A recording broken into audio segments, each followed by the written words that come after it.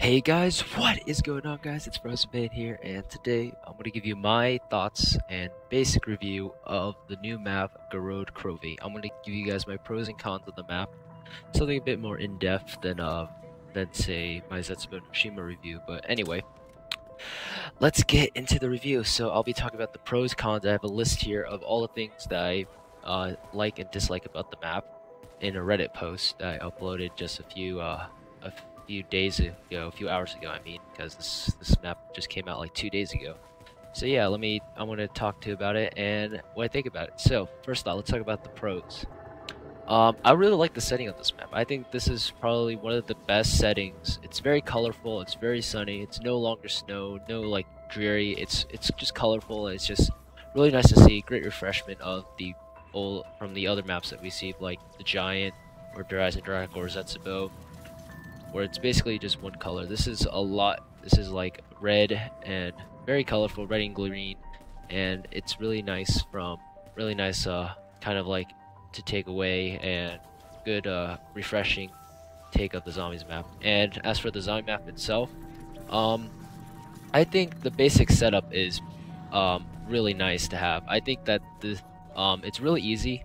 The basic setup, which is basically what I'm just saying when I mean basic setup, is like just like really basic getting Pack-a-Punch and powering up. That's what I consider basic setup, getting perks and stuff. It's really easy. It's no longer like opening millions of doors. It's really not that bad. It's just like you have to there's the old power switch. The old power switch is back. You don't have to open that many doors.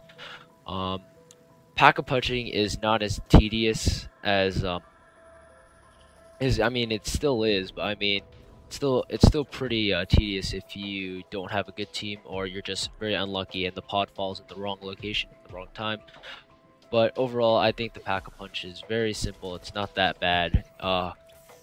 Let's say yeah. Obviously, I think that the honestly, I think the Zetsubo no Shima Pack-a-Punch was a bit easier, but that was only because that you just had to pick up parts and stuff to drain it. And yeah, overall, it's not that bad though. This is not bad. So I'm gonna say that the basic setup is pretty easy, which is awesome. Because it's really easy to set up and for like basic things like getting weapons and stuff. And speaking about weapons, the DLC weapons, the new weapons are amazing.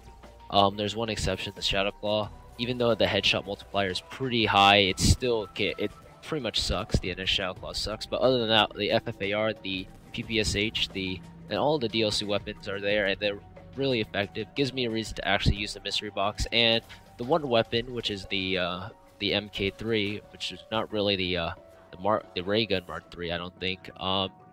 But I will say it's the ray gun Mark III. But anyway, I think those are awesome. And the speedrun challenges for getting the melee weapons are also awesome. I like how the melee weapons are not just copy paste of the Bowie knife or the regular knife. They're actually like do different amount of damage, like the Malice and the Wrench, which is really nice to have. And yeah, the specialist weapons is pretty cool as well. It takes a long time, and I'll go talk more about that later in the video. But overall, I think that we have cool weapons, easy to set up, easy to like basic setup. Getting everything done is pretty full. I like the setting of this map, and I think overall the flow of the map is kind of meh, but overall it's not that bad. So yeah, if you're a pretty decent zombies trainer, zombies player, then you won't be having that much of a horrible time on this map. So yeah, let's talk about the negatives. First negative is the advanced setup takes way too long. Now I will say this: when I mean the advanced setup, I mean like getting, say, the Gauntlet of Fire, the Dragon Strike, all those. They take a bit too long. Like compared to all the other maps, I think that this is probably the longest time I've spent to get just a non-upgraded wonder weapon. Like this is no Apothicon sword where this takes long. I think this takes a bit longer than the upgraded Apothicon sword, in my opinion. The Gauntlet of Siegfried, which is basically the Ripper Dragon, just hatching the egg. You have to wait a few rounds and all that stuff. It takes a bit too long. Like to see it shortened a bit by, for example, giving less of a easier challenges to complete to hatch the egg, and or less kills for trying to say the word damn it, I can't speak. I can't speak today. For like the penetration kills or the melee kills and all that stuff, just make it a bit easier, and the dragon as well, like or like a shorter cooldown. That'll be nice. That'll be a good start. But overall, it's not that bad. However, also however, I just think that the setup for like getting the specialist weapon and all that stuff take a bit too long, and I would like to see that shortened a bit. I know they can fix it if they need to. They did that with the Shadows of Evil rituals, which is nice to have, which I think that they could do with the upgrading for the Dragon Egg. Next up, I want to talk about the lack of perks and stuff. I feel like the lack of amount of perks just kind of drain away from the uniqueness of this map in a sense. I feel like this is kind of like a Rise and Rock 2.0, except with the sun and all that stuff. I mean, given that this is no Rise and Rock, I'll say that. However, I just feel like with the lack of a perk, and really, other than the DLC weapons, there's really no specialty about this weapon. I mean, majority of the traps and stuff that we see in this map, we've seen on previous maps, and that's kind of what I don't like about it. It's the lack of uniqueness in terms of, say like. Terms of perks and like innovation in a sense. Sure, the ray gun is awesome, but overall it's just a kind of like a Gersh device. The monkey bombs are back, which I wish they had something else other than the monkey bombs, which, oh well. And yeah, so those are my only complaints I really have. Just the lack of innovation compared to other maps. Of course you have like say the helmet and all that stuff, but other than that, I really don't have anything to say. But other than that, like, it's really nothing special about this map other than like the setting and all that stuff. But yeah. And as for the neutral, I have not done the Easter egg, so I won't be talking about that. I will be doing it in a stream either tomorrow or this weekend. So be sure to check out my Twitch link in the description, or I might be uploading to YouTube. So yeah, with me and 2 or 3 of my other friends, we're gonna be doing the Gorod Krovi Easter egg.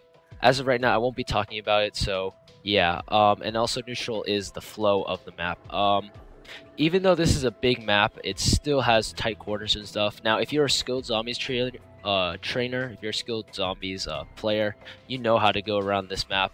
It's not gonna be that bad, but for like the less decent to more beginner zombies, this is probably going to be a very difficult map, as there's a lot of close quarters. You can't really camp anywhere, and there's really no trading spots.